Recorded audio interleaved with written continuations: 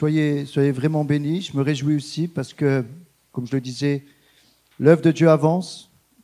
La construction aussi va bientôt démarrer par la foi l'année prochaine. On va déposer des plans encore cette année. Mais au-delà des pierres, il y a des pierres vivantes au milieu de nous. Je me suis réjoui d'avoir entendu notre frère Emmanuel dans son message. Vraiment, j'étais encouragé. Je crois qu'il a aussi reçu quelque chose.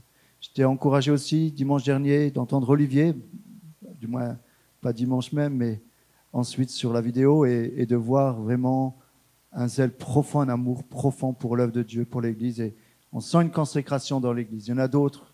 Hein. Vous vous souvenez des témoignages avec Théo, Romain, Cédric, tous ceux qui ont témoigné la dernière fois. On voit que ça bouge. On voit que ça bouge et que toute la gloire soit rendue à Dieu. Alors, ce matin, je voudrais parler du bon berger. Tu es vraiment encouragé par ces chants de ce matin, cette louange, cette adoration. Et pour ceux qui sont sensibles à l'esprit, ce qui est ressorti de ce matin, c'était l'agneau. Amen. Et également la lumière qui était vraiment présente par l'esprit. Et je crois que Dieu veut nous encourager, nous tous qui sommes ces agneaux. Alors, je voudrais parler du bon berger. On connaît tous ce passage. Je suis le bon berger. Le bon berger donne sa vie pour ses brebis. Ce passage de Jean 10, j'en ai parlé déjà dans les réunions de cellules et dimanche au Luxembourg, mais je voudrais en parler différemment ce matin. J'ai souvent parlé de ce chapitre 10 du bon berger, en commençant par le chapitre 10, mais en réalité, j'ai toujours perdu une grande dimension du contexte, de ce que l'Esprit veut dire dans son entièreté par rapport à ce passage. Ce passage du bon berger est vraiment important si on le remet dans son contexte en lisant le chapitre 9, même un peu le chapitre 8. Et lorsqu'on lit le chapitre 9, on va comprendre que le chapitre 10, c'est la réponse au chapitre 9. C'est pour cela que je vous encourage à lire la parole de Dieu et toujours de lire le contexte avant et après, vraiment pour être enrichi. Le premier point que je voudrais souligner ce matin, 3 points, c'est l'aveuglement spirituel. Je le disais, Jésus va répondre à ses ennemis qui veulent le lapider à plusieurs moments. On voit qu'ils veulent lapider Jésus, ces pharisiens, ces religieux, parce qu'ils ne veulent pas reconnaître sa divinité. Vraiment, dans le chapitre 8, 9, 10, 11, il est question de la divinité de Jésus que ces religieux ne veulent pas accepter, ne veulent pas reconnaître. Et à cause de cela, ils veulent le mettre à mort parce qu'ils disent qu'il se fait pour Dieu. Et quand Jésus, par exemple, va dire « Je suis la lumière, je suis le bon berger », il est en train de les irriter. Parce qu'en disant « Je suis », c'est le nom de Dieu. Nous, on ne se rend pas compte, comme ça on dit « Je suis le bon berger ». Mais en disant « Je suis », ils se disent « Tu te prends pour Dieu ?» Et c'est là qu'il y a le conflit. Et tout simplement, parce qu'ils sont aveugles et qu'ils ne veulent pas reconnaître sa divinité, comme Dieu conduit toutes choses, il va donner cet exemple de l'aveugle. Donc, Jésus, en repartant du chapitre 9, au chapitre 8, on va voir il y a un aveugle. Et Jésus le vit en passant. Jésus voit cet aveugle en passant et les disciples lui disent « Mais qui a péché ? C'est ses parents ou c'est lui pour qu'il soit né aveugle ?» Souvent, nous, on est avec nos questions comme ça. Pourquoi il m'arrive ça? Est-ce que j'ai péché? Vendredi, nous avions prié pour notre sœur à Boulay. Et à cause de ce qu'elle vit dans son corps, elle pensait, qu'est-ce que j'ai fait à Dieu? J'aimerais dire que, bien sûr, des fois, il y a les conséquences, la semence et la récolte, mais j'aimerais dire que dans ce passage, nous voyons que c'est la gloire de Dieu qui doit se manifester. Dans ta situation où tu es dans l'incompréhension, arrête de te dire c'est quoi mon problème. Tu dois te repentir, repens-toi. Mais j'aimerais te dire, la gloire de Dieu va se manifester dans ta vie si tu ouvres ton cœur. Et ce matin, au travers de ce passage, il y a des clés pour ta vie. Il y a des clés pour ma vie.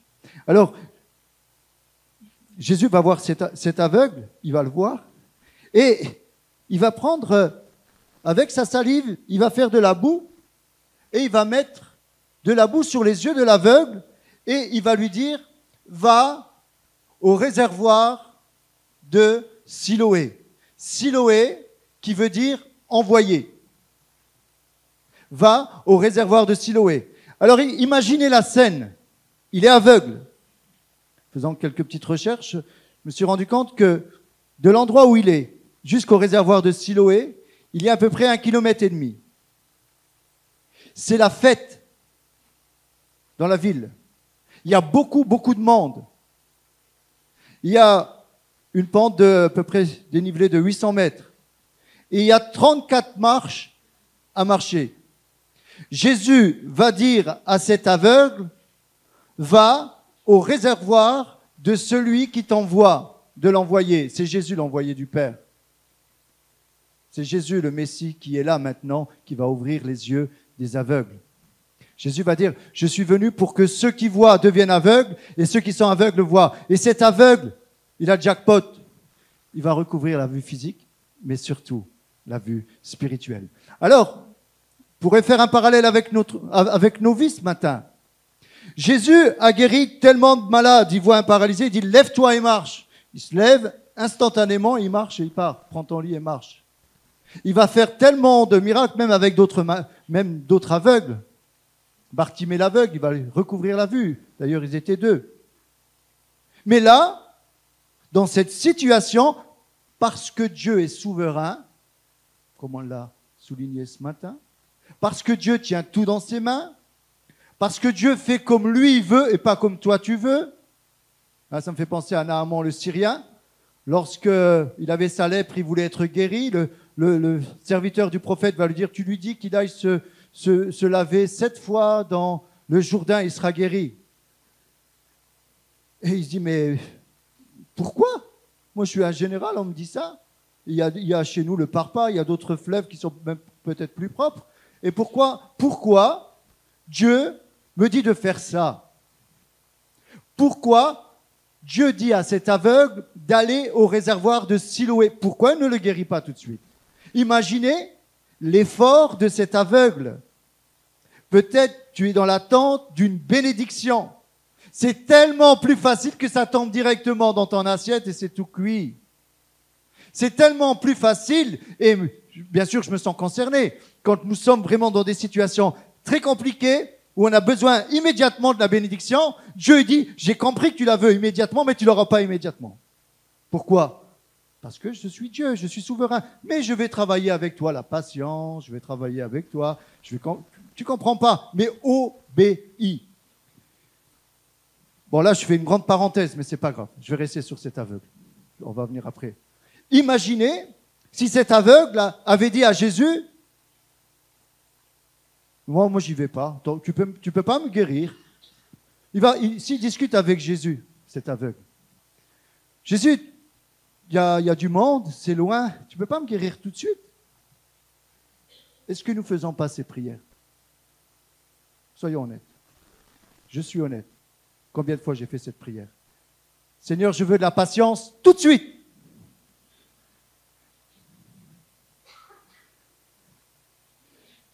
Dieu a un plan pour ta vie, il a un plan pour ce que tu vis, mais la façon d'agir de Dieu, c'est peut-être de faire 1,5 km tout en restant aveugle. Et c'est là que la foi va grandir. Imaginez sur ce chemin, pas comment il devait marcher, il se dit, mais pourquoi il m'a dit ça, Jésus? Je ne sais pas ce qu'il y avait dans sa tête. Il aurait pu se dire, mais je ne sais pas ce qu'il s'est dit. Mais une chose est sûre, il a obéi. Ce matin, Jésus te dit, Jésus me dit, va au réservoir de l'envoyé. Ce réservoir, c'est quoi? C'est la parole de Dieu, faite chair. Va par la foi, obéis à ma parole. Tu vas à ce réservoir parce que je te l'ai demandé. Et tu ne discutes pas. difficile, hein, de ne pas discuter avec Dieu, parfois, quand on ne va pas bien. Va, obéis. Et c'est l'obéissance à la parole de Dieu qui déclenche le miracle. Est-ce que tu comprends? Est-ce que tu enregistres ça ce matin? C'est l'obéissance à ce que Jésus dit qui va déclencher le miracle.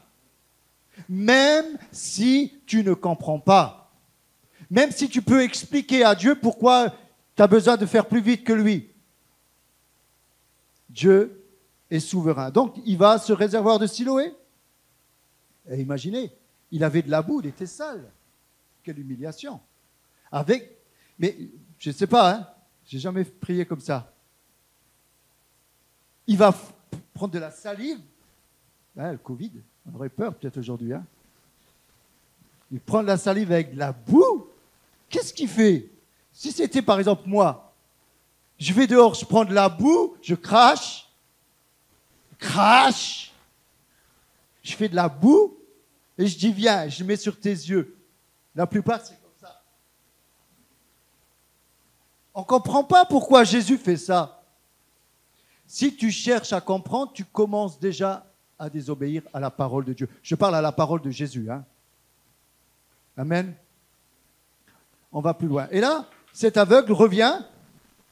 Imaginez la joie de cet aveugle. Il va sauter de tous les côtés. Et là, les religieux viennent et lui dire « Tu n'étais pas aveugle ». Ils veulent annuler le miracle parce qu'ils sont en opposition avec Jésus. En plus, Jésus, il a travaillé le jour du sabbat. Il a fait de la boue le jour du sabbat. Alors, il faut le lapider. Parce que lui, s'il venait de Dieu, il ne ferait pas de la boue le jour du dimanche, le jour du sabbat. On ne regarde pas le bienfait, on ne regarde pas le fruit, on regarde simplement les mentalités. L'endurcissement dans la religion. Et donc là, ils font venir les parents. Et ils étaient convenus, ces religieux, que s'ils reconnaissaient Jésus comme le Messie, ils étaient virés de la synagogue. Ça veut dire virés de la vie sociale. Alors les parents, ils ne vont pas trop se mouiller, mais en même temps, ils vont les piquer. Il dit, mais il a de l'âge, mon fils.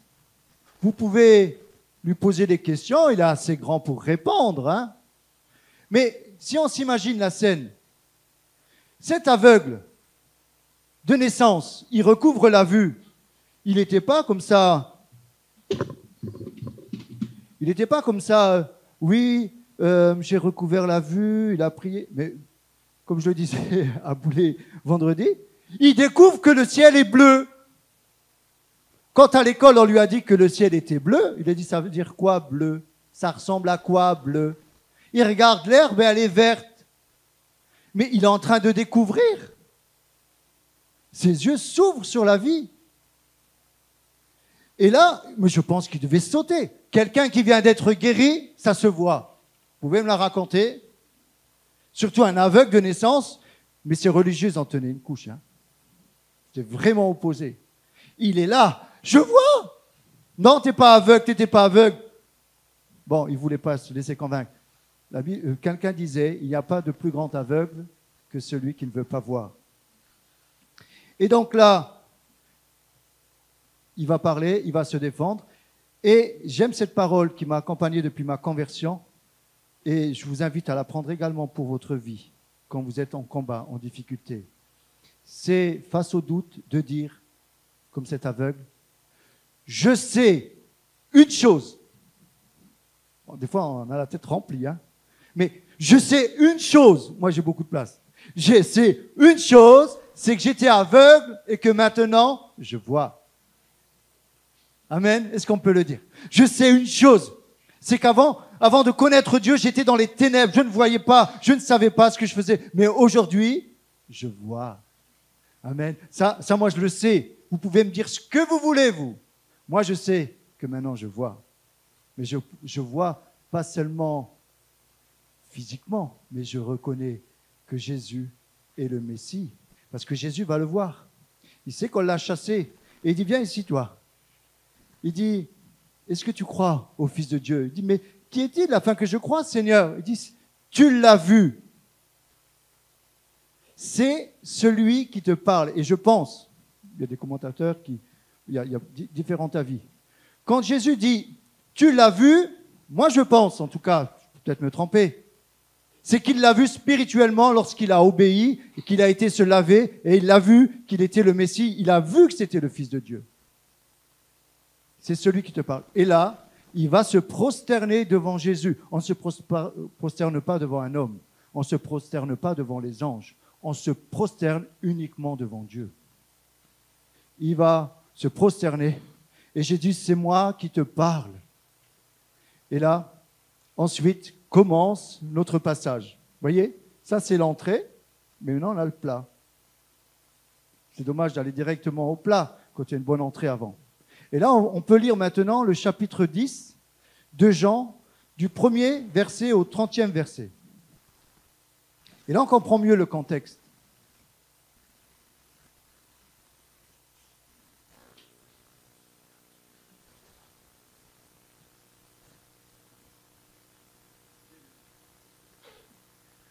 En vérité, je vous le dis, celui qui n'entre pas par la porte dans la bergerie, mais qui y monte par ailleurs, est un voleur, est un brigand.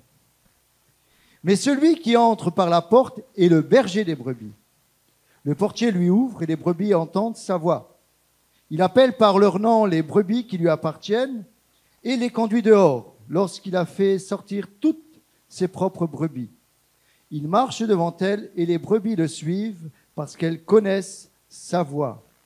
Elles ne suivront point un étranger, mais elles fuiront loin de lui parce qu'elles ne connaissent pas la voix des étrangers. Jésus dit cette parabole, mais ils ne comprirent pas de quoi il leur parlait.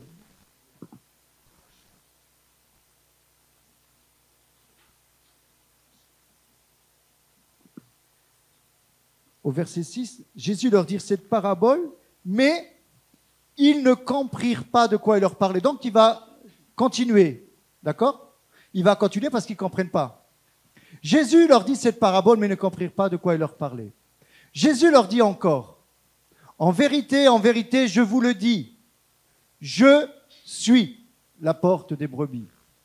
Tous ceux qui sont venus avant moi sont des voleurs et des brigands, mais les brebis ne les ont point écoutés. Je suis la porte, je suis la porte. Si quelqu'un entre par moi, il sera sauvé. Il entrera et il sortira et il trouvera des pâturages. Le voleur ne vient que pour dérober, égorger, et détruire. Moi, je suis venu afin que les brebis aient la vie et qu'elles soient dans l'abondance. Je suis le bon berger. Le bon berger donne sa vie pour ses brebis. Mais le mercenaire qui n'est pas le berger et à qui n'appartiennent pas les brebis voit venir le loup, abandonne les brebis et prend la fuite. Et le loup les ravit et les disperse. Le mercenaire s'enfuit parce qu'il est mercenaire et qu'il ne se met point en peine des brebis. Je suis le bon berger. Je connais mes brebis et elles me connaissent. Comme le Père me connaît et comme je connais le Père, et je donne ma vie pour mes brebis. J'ai encore d'autres brebis qui ne sont pas de cette bergerie. Celles-là, il faut aussi que je les amène. Elles entendront ma voix et il y aura un seul troupeau, un seul berger. Le Père m'aime parce que je donne ma vie afin de la reprendre. Personne ne me l'ôte, mais je la donne de moi-même. J'ai le pouvoir de la donner et j'ai le pouvoir de la reprendre. Tel est l'ordre que j'ai reçu de mon Père. Il y eut de nouveau, à cause de ces paroles, division parmi les Juifs. Plusieurs d'entre eux disaient, il a un démon. Il est fou. Pourquoi l'écoutez-vous? D'autres disaient, ce ne sont pas les paroles d'un démoniaque. Un démon peut-il ouvrir les yeux des aveugles? 2 mois après, on célébrait à Jérusalem la fête de la dédicace. C'était l'hiver. Et Jésus se promenait dans le temple sous le portique de Salomon. Les Juifs l'entourèrent et lui dirent, « Jusqu'à quand tiendras-tu notre esprit en suspens? Si tu es le Christ, dis-nous-le franchement. » Jésus leur dit, « Je vous l'ai dit et vous ne croyez pas. Les œuvres que je fais au nom de mon Père rendent témoignage de moi. Mais vous ne croyez pas parce que vous n'êtes pas de mes brebis. Mes brebis entendent ma voix. Je les connais et elles me suivent. Et je leur donne la vie éternelle. Elles ne périront jamais et personne ne les ravira de ma main. Mon Père qui me les a donnés est plus grand que tous. Et personne ne peut les ravir de la main de mon Père. Moi et le Père, nous sommes un. Amen. Amen. Donc je disais que le premier point, c'était l'aveuglement. J'aimerais dire une chose pour chacun d'entre nous. Ce qui est important de comprendre ce matin, c'est qu'on peut devenir aveugle progressivement. Au début, on voit, et puis après, si on ne se rend pas compte, on peut commencer à devenir aveugle spirituellement. C'est la même chose physiquement. Lorsque, par exemple, nous avons des problèmes de vue, nous allons consulter un oculiste. Je me rappelle ma fille Marianne, il n'y a pas longtemps, quelques mois, je l'ai amenée chez l'oculiste. Elle se plaignait qu'elle avait mal. Quoi, mon cœur? L'ophtalmoculiste. Je l'ai amenée. Elle se plaignait, à cause de l'ordinateur, du travail, tout ça, qu'elle avait des petits problèmes aux yeux, qu'elle ne voyait pas correctement. Et en sortant, donc bien sûr, il y a eu les essais. Et là, avec les lunettes, une fois qu'elle a pris les lunettes, elle m'a regardé avec des yeux. Elle me dit, wow, on dirait un papy. Elle a vu les rides. Elle a vu que j'étais vieux. Mais avant d'avoir les lunettes, elle croit que j'étais jeune dans mon corps. Jésus lui-même va dire à l'église de Laodicée. Vous savez qu'il va parler à l'église de Laodicée, Jésus. Et va lui dire, je te conseille même d'acheter un collier. Voilà ce qu'il va dire. En fait, en parlant de l'aveuglement, je parle. Dans la ville de Laodicée, c'était une ville très prospère. Il y avait une école de médecine. Ils étaient réputés en ophtalmologie. Et ils étudiaient et on a retrouvé des écrits d'un médecin qui disait qu'ils avaient un collier spécial. Il donne même la composition, même d'un ongle. L'ongle, je crois, si je ne me trompe pas, c'est aussi un médicament pour les oreilles, pour la vue, pour tout cela. Donc, quand Jésus dit dans Apocalypse, je te conseille de mettre du collier à tes yeux, c'est simplement parce qu'ils pensaient voir et ils se sont rendus compte que leur vue commençait à baisser. Où j'ai mis ce passage. Voilà. L'église de Laodicée, voilà, avait une école. Jésus, voilà, c'est au verset 17, pardon. Apocalypse 3, 17, 18. Parce que tu dis, je suis riche, je me suis enrichi, je n'ai besoin de rien. Et parce que tu ne sais pas que tu es malheureux, misérable, pauvre, aveugle et nu, donc Jésus se compare ensuite comme un marchand. Je te conseille d'acheter de moi de l'or éprouvé par le feu, afin que tu deviennes riche, et des vêtements blancs, afin que tu sois vêtu, et que la honte de ta nudité ne paraisse pas. Et un collier pour oindre tes yeux, afin que tu vois. Alors, je ne sais pas si on fait souvent, pour certains, des visites chez l'ophtalmo, mais des fois, il y a, vous savez, on doit regarder là, on va faire un petit test ce matin. Tout en haut, à gauche, la première lettre d'Orient, c'est quoi? Tout en haut à gauche. Ouais, t'as triché, hein? Alexandre, c'est quoi ça? Des fois, on confond le B et le 8. Ça vous est déjà arrivé? Donc, lorsque la vue baisse, on la corrige au niveau des verres. Bon, arrêtez là. Bon, tu peux l'enlever parce qu'ils sont tous en train de s'exercer. Ils m'ont zappé là. Ils sont en train de faire c'est important de comprendre que spirituellement, c'est la même chose. Il y a des signes de cécité. Il y a des signes qui montrent que ta vue baisse. Lorsque tu commences à perdre l'amour pour les autres, pour le prochain, lorsque tu deviens irritable, lorsque tu n'es pas dans le pardon, lorsque tu n'es plus dans la compassion, lorsque tu commences à zapper les réunions, le culte, l'adoration, la lecture de la parole de Dieu, tout cela sont des signes d'aveuglement. Et le Seigneur nous dit, comme à cette église, je te conseille. Tu crois que tu vois, comme ces pharisiens, comme ces religieux. Ils pensaient voir, mais en réalité, ils étaient aveugles. Et maintenant, je vais plus loin dans mon deuxième point.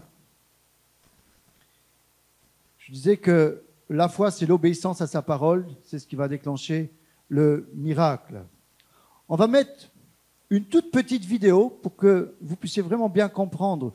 Quand Jésus va dire « Je suis le bon berger », les brebis entendent ma voix et me suivent.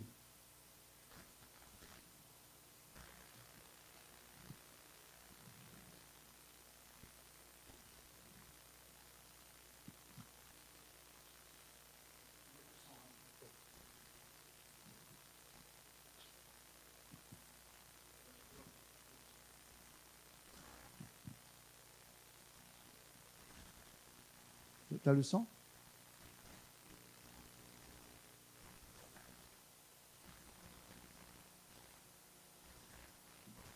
J'essaie de remettre. En fait, il y a différents projets.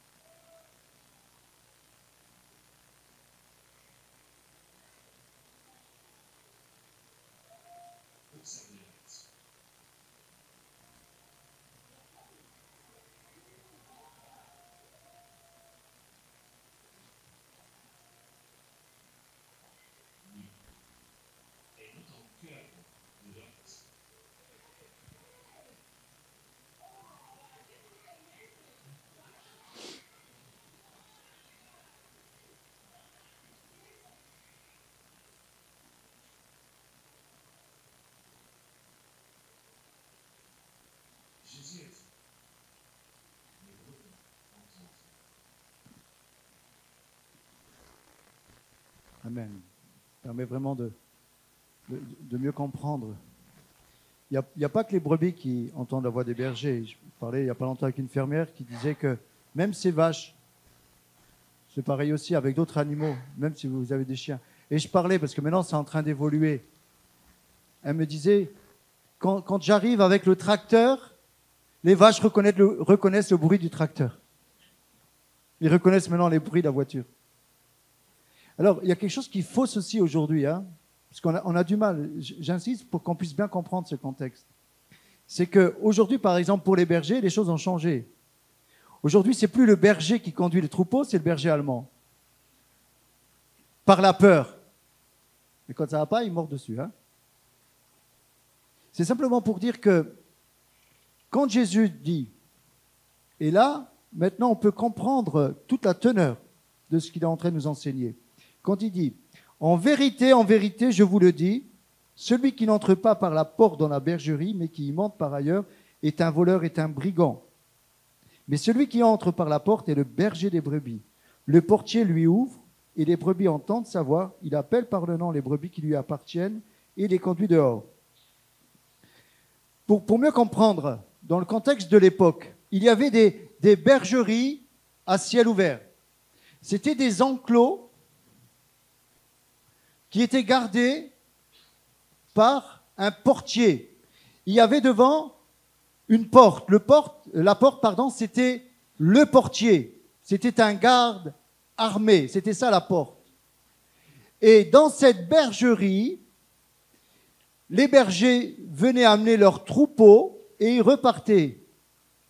Et ensuite, sans doute le matin, ils revenaient, ils les appelaient, comme dans la vidéo, ils rentraient, ils les appelaient et les brebis reconnaissaient la voix et ils partaient dans les pâturages. Donc dans ce passage, lorsque Jésus va dire « il y a cette bergerie » et celui qui monte par ailleurs de la porte est un voleur, est un brigand. Ayez en arrière-plan qu'il s'adresse à ceux qui veulent le lapider. C'est un voleur, est un brigand. Le voleur, il vient donc, il dérobe principalement, il va voler. Mais le brigand, lui, en plus qu'il vole, il va frapper, il va être agressif. Ça, c'est le brigand, on le voit avec le bon samaritain, hein, cette parabole. Donc Jésus, il est en train de leur dire, moi, je suis la porte des brebis. Les brebis entendent ma voix. Il y a dans cette bergerie plusieurs troupeaux. Et Jésus dit, voilà, je suis l'envoyé de Siloé. Je suis l'envoyé du Père. Je suis le bon berger. Pourquoi il dit je suis le bon berger? Parce que eux sont des mauvais bergers. On le retrouve à plusieurs passages dans Ésaïe 53, d'autres, où il est parlé des mauvais bergers d'Israël. Lorsqu'il dit « je suis le vrai cep », c'est parce qu'il y a des faux ceps. Je suis le bon berger. Pourquoi je suis le bon? Parce que moi, je donne ma vie pour mes brebis. J'aimerais te dire ce matin que Jésus a donné la vie pour les brebis. Tu es un agneau ce matin, tu es une brebis. Jésus te dit ce matin, tu es un agneau et il veut te conduire dans la bergerie. Mais d'abord, pour certains, vous êtes déjà dans une bergerie. En fait, en réalité, là, il est question de la porte. Mais la porte pour faire sortir, ce n'est pas une porte. Quand Jésus dit « je suis la porte », là, quand il parle, le portier lui ouvre. Il y a cette bergerie où il y a déjà les troupeaux qui sont là. Je dirais, c'est différentes religions, différents groupes, différentes dominations. Et Jésus dit, moi, je suis le bon berger. Et maintenant, je suis l'envoyé. Je viens pour qu'il y ait un seul troupeau, un seul berger. Amen. Jésus est à la fois la porte, à la fois le berger et aussi l'agneau de Dieu. Il est tout à la fois. Jésus est tout pour moi, comme dit ce vieux cantique. Donc, Jésus, l'envoyé du Père, vient maintenant et dans cette bergerie qui est devenue une prison. Cette religion judaïque s'est durcie et est devenue une prison pour les brebis. Et il est en train de dire que lui passe par la porte, mais il y en a qui passent par les fenêtres, qui passent par ailleurs comme des voleurs et des brigands. Mais moi, je suis le bon berger. Je suis la porte des brebis. Et là, il dit, si les brebis entendent ma voix, comme cet aveugle qui a recouvert la vue, il a entendu ma voix et il me suit. Mais les brebis qui ne sont pas de ma bergerie, ils n'entendent pas ma voix. Ils ne veulent pas l'entendre. Et donc, forcément, ils ne vont pas le suivre. Ils ne vont pas leur suivre. Le seul moyen d'entrer dans l'enclos, c'est-à-dire dans le royaume de Dieu, il va dire, Jésus, nul ne vient au Père que par moi. Je suis le chemin, je suis la vérité, je suis la vie. Je suis le chemin, la vérité et la vie. Jean 14, 6. On retrouve 7 fois dans l'évangile de Jean où Jésus va dire « Je suis la lumière du monde ». En disant « Je suis la lumière du monde », il est en train de dire dans ce passage qu'il est venu éclairer ceux qui veulent être éclairés. Ce matin, est-ce que tu veux être conduit par le bon berger? Si tu veux être conduit, il va te conduire par sa parole. Sa parole qui est une lumière à tes pieds. Jésus est la lumière. Tu es dans les ténèbres, Jésus va te redonner la vue pour te faire marcher dans la lumière. Jésus est le bon berger. Le bon berger est celui qui donne sa vie pour ses brebis. La bergerie, on pourrait dire aujourd'hui que c'est aussi une figure de l'Église. Et Jésus est la porte de cette bergerie. Alors, je ne veux pas aller plus loin ce matin. J'ai plein de notes, mais je ne veux pas aller plus loin. Je voudrais que vous puissiez retenir cela. Et on va faire un appel pour ceux qui le veulent. Dans Jean 10, verset 16, tu peux l'afficher.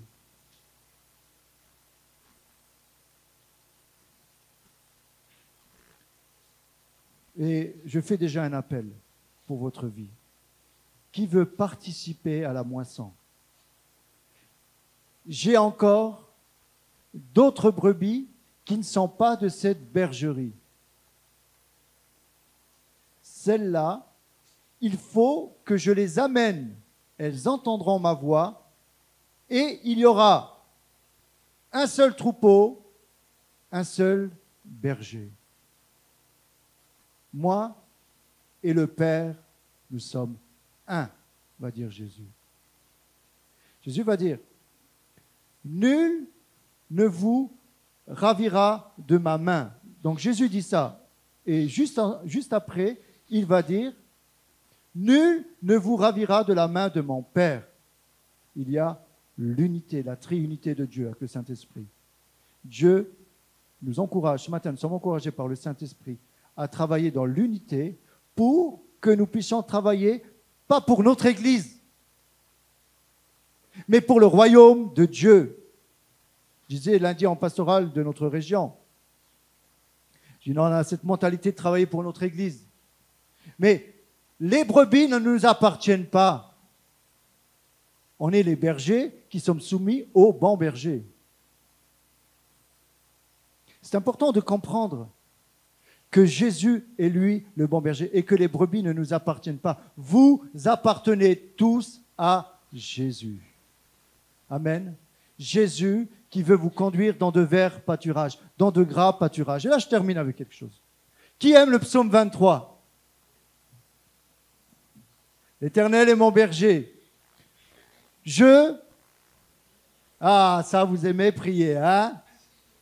Ah, quand il s'agit de dire je manque de rien, donc il est mon berger, il pourvoit tout. Là, on aime ce verset-là, hein? Mais alors, comment il se passe pour ces pauvres personnes qui sont au fond de la forêt amazonienne, qui n'ont rien matériellement? Comment ils vont interpréter ce passage? Je ne manquerai de rien. Souvent, on s'arrête sur le matériel, alors que David va dire lui-même qu'il était un agneau, qui est devenu un berger et qui est devenu un roi. Et il va dire, l'Éternel est mon berger, c'est lui qui va composer ce psaume. Mais David, avant de devenir roi, il était berger. Mais avant de devenir berger, il était un agneau. Et il reste un agneau devant Dieu. Ce matin, est-ce que tu restes un agneau ou tu as la grosse tête? Ou tu es devenu un gros bouc? Est-ce que tu es docile? Ou est-ce qu'il faut te casser la patte? C'est ce qui se passe avec des brebis des fois, pour qu'elles deviennent obéissantes. Et après, elles collent le berger. Hein? C'est important de comprendre que Dieu nous appelle, lui le bon berger, à rester humble, à suivre ce bon berger. Et que des fois ça plaise, ou des fois moins. Dieu envoie des bergers pour conduire le troupeau. Et ces bergers ont des comptes à rendre, alors que ce n'est pas nos brebis. Non seulement vous n'êtes pas mes brebis, mais après on doit passer à la caisse. Il y a des livres qui seront ouverts. Est-ce que vous comprenez? C'est important de comprendre qu'on doit tous rester dans l'humilité. Et le jour que tu commences à avoir un petit peu, il faut te tendre. Vous avez vu déjà des moutons quand ils ne sont pas tendus? Franchement, Heureusement qu'il y a le berger, hein?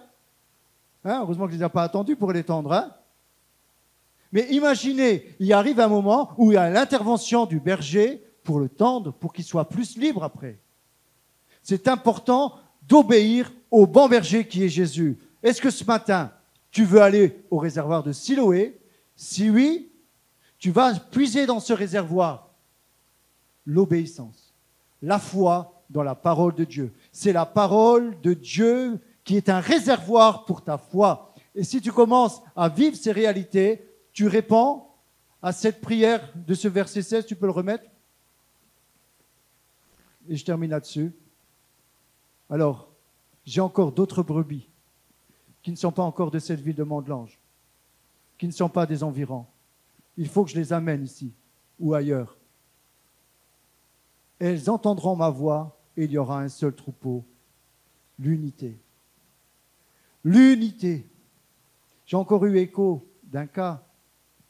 Un couple ont voulu, allez, je n'ai pas peur de me lâcher, mais de dire, ont voulu être les bergers, ils se sont octroyés ce ministère, alors qu'ils ne l'avaient pas. Je les avais prévenus un petit peu, mais ils n'ont pas écouté. Ils ont commencé une église de maison. Aujourd'hui, j'ai appris qu'ils divorcent. Il n'y a plus de brebis, hein.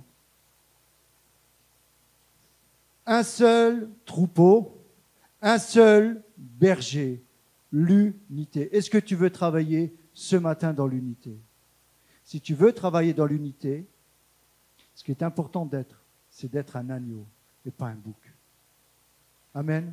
Alors ce matin, je demanderai aux musiciens de s'approcher.